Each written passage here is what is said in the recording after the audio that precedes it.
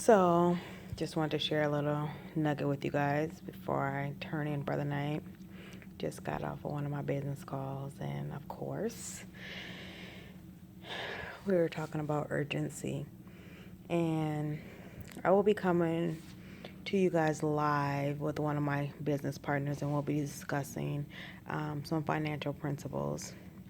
She does credit restoration, and of course, I help people protect their income, get out of debt, and build wealth.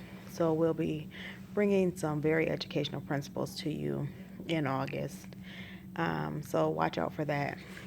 But what I really wanted to talk to you guys about is that, you know, the more I study for my securities exam, the more I learn that everything is backed by these financial principles.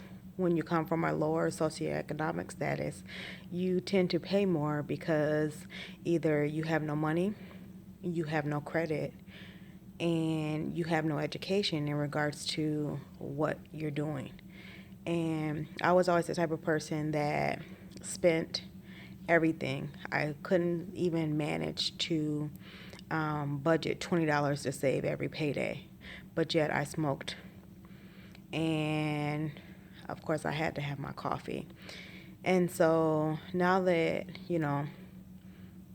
um, I'm married to somebody that is a little bit more responsible and disciplined in his finances, it's shown me that, you don't have to buy things immediately. We have that I need it now attitude and the lack of discipline where we'll charge something and we'll pay 35% in interest when you could have waited and saved. There's just a lot that just growing up that we're not taught. We're not taught about credit. We're not taught about how to balance a checkbook or even what a checking account is. I remember my first encounter with a checking account. A guy told me that he would deposit a check and I could get $10,000. And when you are somebody that's on public assistance, of course that sounds enticing to you. But of course it was illegal. But I didn't know because I hadn't been educated on what a checking account really was. And so, I just say all that to say that just take the time, sit down, educate your kids on finances as well. Like, they need to know these principles.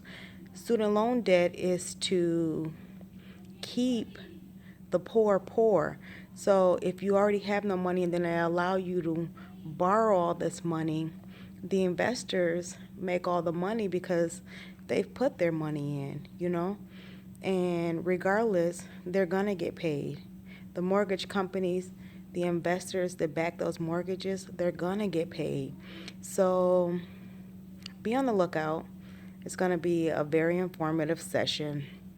I'm going to shout out my book real quick, In Pain on Purpose, A Word of Hurt Can Change Your Destiny. Just going through the things that I've gone through has taught me a lot about life. It doesn't matter where you come from. It matters where you end up at.